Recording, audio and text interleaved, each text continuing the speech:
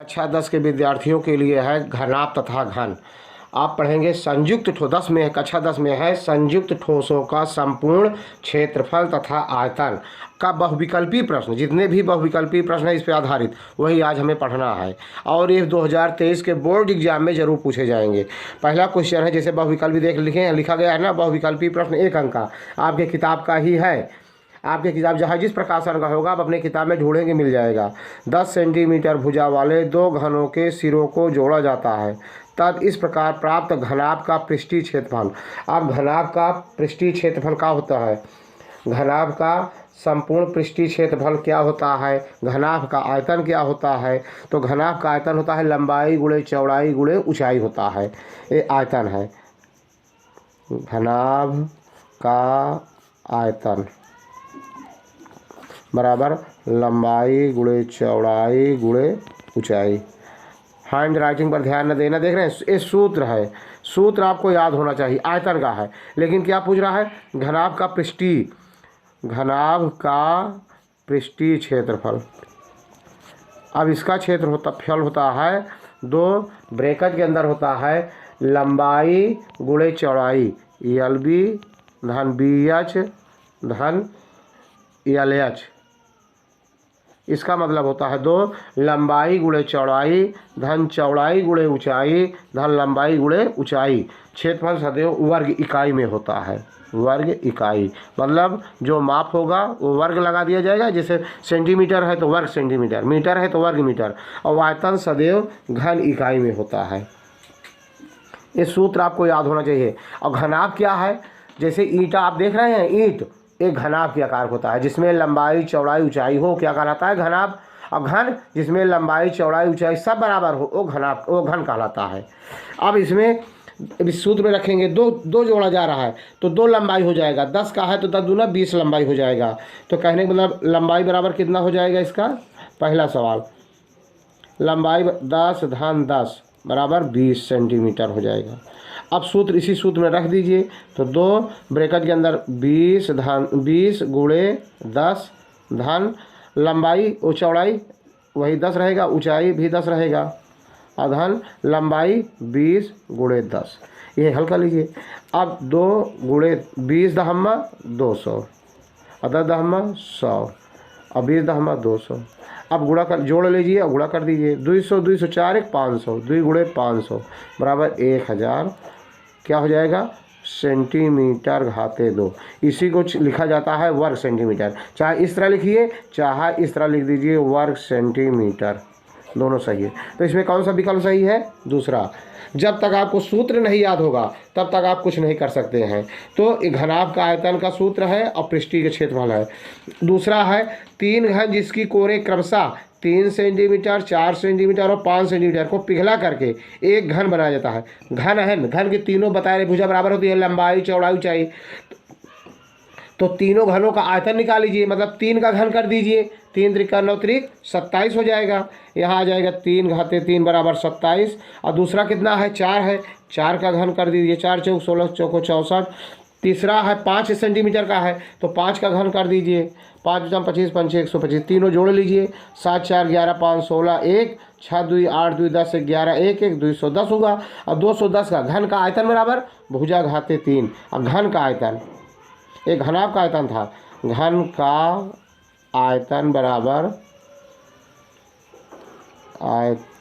बराबर होता है भुजा घनमूल के अंदर भुजा नहीं, घनमूल आयतन बराबर होता है आयतन। देख रहे हैं ना, यहाँ पर लिखेंगे करणी की घात, मतलब इसका घनमूल का चिन्ह है। जितना आयतन होगा उसका घनमूल निकाल लिया जाएगा। अब घनमूल का वीडियो हम पहले से ही डाले हैं कई वीडियो में, तो जाकर जरूर देखना है आप। तो यहाँ 216 या 216 का घनमूल निकालोगे तो 6 आएगा। 6 छंग 36 छक्का 216। तो भुजा कितना हुआ? 6 सेंटीमीटर। जब तीनों भुजाओं को पिघला करके एक नया घन बनाया जाएगा और उसकी भुजा निकाली जाएगी तो कितना आएगा? 6 सेंटीमीटर। सी विकल्प सही है। देख रहे हैं ना। तीसरा क्वेश्चन लेते हैं। 5 सेंटीमीटर भुजा वाले 3 घनों के सिरों से। जैसे सवाल पहला था उसी तरह से तीसरा है। इसमें 5 सेंटीमीटर भुजा के 3 घन है, तो लंबाई कितना हो जाएगा, 3 बार 5 जोड़ दिया जाएगा, 5 धन 5 गुण धन 5 मतलब 15 सेंटीमीटर। लंबाई 15 हो जाएगी, चौड़ाई 5 रहेगा, ऊंचाई भी 5 रहेगा। उसी सूत्र में रख देंगे, पहले वाले सूत्र में 2 ब्रैकेट के अंदर लंबाई गुणे चौड़ाई धन चौड़ाई गुणे ऊंचाई धन लंबाई गुणे ऊंचाई वर्ग इकाई लिख देंगे, बिल्कुल आ जाएगा।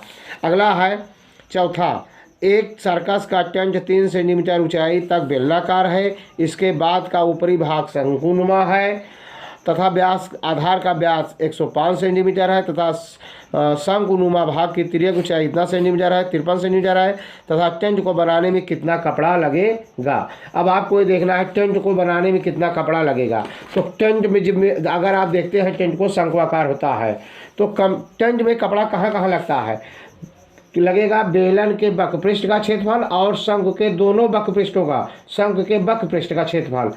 इसी सूत्र में आप रख देंगे, यहाँ लिखेंगे टेंट बनाने में लगा कपड़ा बराबर तो क्या लिखेंगे, बेलन का वक्रपृष्ठ ये सूत्र है। अब वक्रपृष्ठ का क्षेत्रफल अधन शंकु के वक्रपृष्ठ का क्षेत्रफल, शंकु के वक्रपृष्ठ का क्षेत्रफल, ये दोनों में कपड़ा लगेगा। इन्हीं दोनों का वक्रपृष्ठ निकाल करके अगर आप जोड़ देते हैं आपका सवाल आ जाएगा। तो बेलन का वक्रपृष्ठ का सूत्र क्या होता है, 2πr(h) अधन शंकु के वक्रपृष्ठ का सूत्र क्या होता है, πr(l). मतलब इसी में रख देंगे और जोड़ लेंगे, आपका सवाल हल हो जाएगा। वर्ग इकाई अगर नहीं आएगा तो आप कमेंट करेंगे। सवाल कहने का मतलब है सवाल तो 1 नंबर में है, लेकिन ये सवाल आपके बोर्ड एग्जाम में 2 नंबर का भी पूछा जा सकता है, 4 नंबर का भी पूछा जा सकता है। देख रहे हैं ना। अगला क्वेश्चन लेते हैं, हल नहीं कर रहे पर हल करेंगे, गुणा भाग करेंगे क्योंकि 1 नंबर में कितना बताया जाएगा। गिलास का आकार, आप गिलास देख रहे हैं घर में ना, और शंकु का चित्र आप देख लीजिए। तो गिलास का आकार जो होता है वो होता है शंकु के छिन्नक के आकार का। शंकु जो होता है, ये शंकु है, देख रहे हैं ना, ये शंकु है। अगर इसी का छिन्नक मतलब कुछ भाग ऊपर काट दिया जाए, निकाल दिया जाए, तो क्या हो जाएगा, इसको क्या कहते हैं, छिन्नक। तो गिलास का आकार कैसा होता है, शंकु के छिन्नक के आकार का होता है। बहुत ही इंपॉर्टेंट है, 1 नंबर का टिक करने के लिए मात्र इतना आएगा। और अगर आप मेरे चैनल से जुड़े रहते हैं, अब वीडियो को स्किप मत करना, लाइक सब्सक्राइब बाद में करना, पहले 1-2 बार वीडियो को देखना, समझना कि सर जी ने सही बताया है, समझ में आया है, तब लाइक सब्सक्राइब करना। अगला लेते हैं, एक निश्चित आ जा लीजिए आएगा। एक बाल्टी के ऊपरी और निचली तली की त्रिज्या क्रमशः 28 सेंटीमीटर और 7 सेंटीमीटर है, जिसकी तिर्यक ऊंचाई 45 सेंटीमीटर है।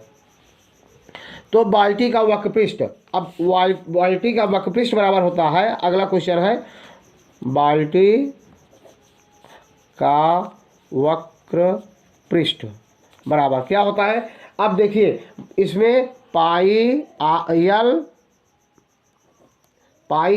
ब्रैकेट के अंदर आर, बड़ा आर धन छोटा आर, ये क्या है, बाल्टी का वक्रपृष्ठीय क्षेत्रफल, पृष्ठीय क्षेत्रफल का क्षेत्रफल, ये क्षेत्रफल का सूत्र है। लेकिन किसका, बाल्टी का। πl ब्रैकेट के अंदर आर धन आर मतलब बड़ा आर धन छोटा आर, यही सूत्र में रख देना है। अब क्षेत्रफल कितना होगा भाई, हल कर दे रहे हैं इसको। πl इसका कितना दिया गया है, तिर्यक ऊंचाई इसका है 45 सेंटीमीटर गुणे 45। अब ब्रैकेट के अंदर बड़ा आर कितना है 28 और छोटा आर 7, 28 धन 7। अब पाई गुणे 45 और गुणे 28 7 35। अब दोनों गुणा कर लीजिए, इसका गुणा कर दीजिए। अब यहीं गुणा कर लेते हैं, 5 × 25 की 5 हाथ से लगा दो, 5 × 20 2 225, फिर 3 से गुणा करेंगे, 3 × 5 15, 3 × 12 1 13, 5 5 2 7 3 2 5 1, 1575 फाई वर्ग सेंटीमीटर इसका कपड़ा लगेगा। अब देखिए इसमें कौन सा विकल्प है 45। अब देखिए पाई का मान इन्होंने रखा है, पाई में उत्तर नहीं दिया है कहीं, तो पाई का मान रख दीजिए। 1575 गुणे पाई का मान 22/7 होता है। 7 से, अब 7 से भाग दीजिए, कटेगा 7 दूनी 14, 7 दूनी 14, 1 15, 17 हुआ, 7 दूनी 14, 3 35, 7 5 35 कट गया। अब 225 गुणे 22, 22 से गुणा करना है, 22 पंचे 110 की 10, शून्य हंस लगा 11, अब 22 दूना 44 और 11 44, 10 54 1 55 की 5 हंस लगा 5 और 11 दूनी 22 5 27, 2750 वर्ग सेंटीमीटर। यह क्वेश्चन बहुत ही इंपॉर्टेंट है, मोस्ट इंपॉर्टेंट क्वेश्चन है, मैं बता दे रहा हूँ। 4 नंबर का या 2 नंबर का, देखो 2750 कहीं है इसमें विकल्प में, 2700 बाल्टी का वक्र पृष्ठ, कहीं गलत हो गया का, देख रहे हैं ना। पाई का मान जब 22/7 रख दिया गया तो यह गुणनफल करने में कहीं मिस हो गया था। 7 से काटे 7 दूनी 14, 1 17 हुआ, 7 दूनी 14, 3 7 5 35, 225 गुणे 22, 225 में गुणे 22 से करेंगे तो 22 पंचे 110 के शून्य से लगा 11, अब 22 दूना 44, 11 55 की 5 हंसे लगा 5, अब 22 दूना 44 5 49, तो 4950 मतलब 4950 वर्ग सेंटीमीटर का बाल्टी का पृष्ठीय क्षेत्रफल होगा। अगला क्वेश्चन लेते हैं, देख रहे हैं। एक समान आकार के 12 ठोस गोले को बेलन के रूप में ठोस में पिघला कर बनाए जाते हैं। समान आकार के 12 ठोस गोले या गोले को एक बेलनाकार ठोस पदार्थ को पिघला कर बनाए गए, जिसका आधार 2 सेंटीमीटर, ऊंचाई 16 है। तो कहने का मतलब बेलन का आयतन आप निकालेंगे इसका, और कितने कहे थे, 12 निकाले गए हैं। इसको सूत्र में रख करके आप हल कर लेंगे, ठीक है। अगला है छोटा सा सवाल, कौन सा है, अब 1 नंबरी में देख रहे हैं। अब कोई भी 1 नंबरी का नहीं है। एक पात्र का निचला सिरा देख रहे हैं, इसमें सब 1 नंबरी का दिया गया है, लेकिन ये सब 4 नंबरी हैं, 1 नंबरी कोई नहीं है, कहने के लिए है बस। या अब वीडियो को 1-2 बार ज़रूर देखना, क्वेश्चन अटेंड करना, हल करना। आगे हम जो छोड़े हैं क्वेश्चन को फिर हल करके पुनः 2 नंबरी में देंगे आपको। वीडियो अच्छा लगा हो तब लाइक करना, सब्सक्राइब करना। जय हिंद, जय भारत।